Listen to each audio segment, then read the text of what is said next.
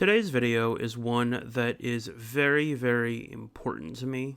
I've seen a lot of people, when they do like slight retouching on people's faces, or portrait subjects' faces rather, they really tend to mess the eyes up. So I'm editing here in Capture One, and this applies to like Lightroom or Photoshop or what have you.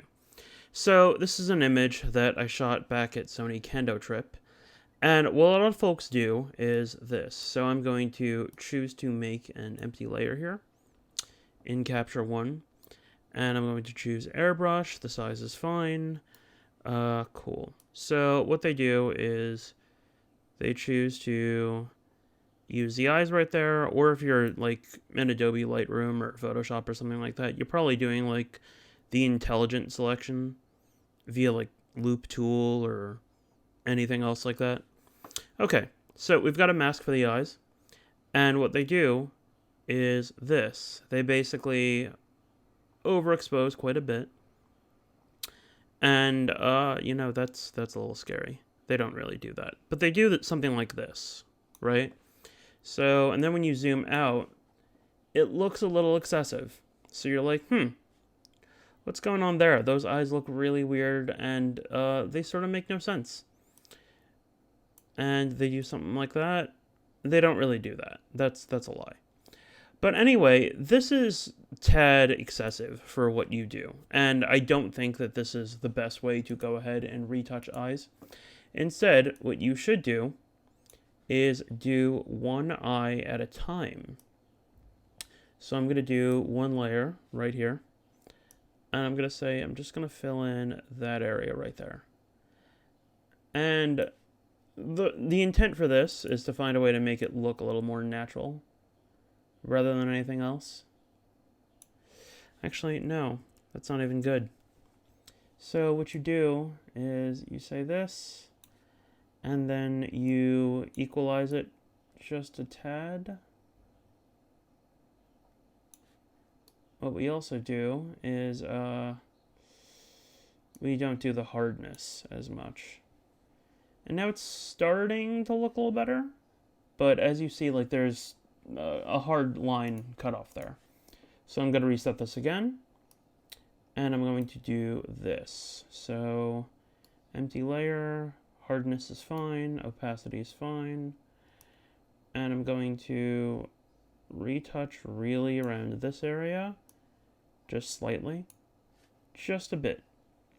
And then this is going to be a whole other layer. And the reason why is because the light from this is coming from this direction over here on the left. So they're not really going to, the light's not really going to hit the eyes in the same way.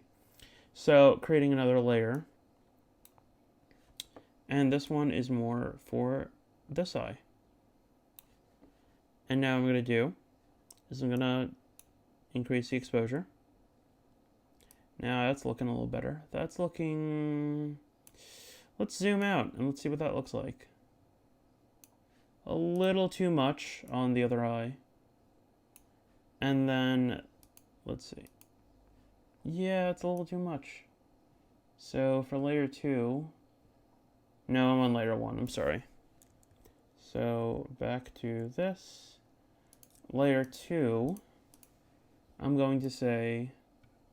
going to kill that just a bit. So if I turn this off and turn it back on, cool. We've got slightly better eyes there. And then what I'm also going to do is I'm going to retouch the whites.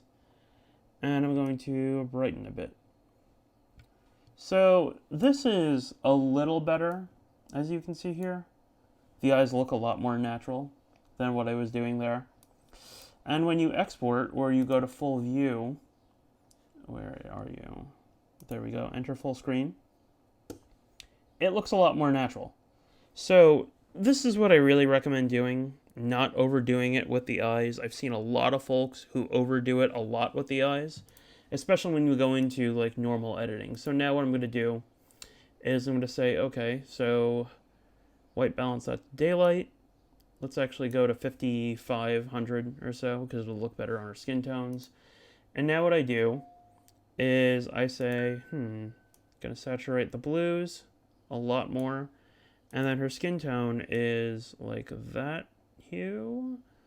Let's not do that. Let's not make her look too orange. You also have the skin tone option right there. I don't usually like using it all the time. And I'm also going to saturate the greens.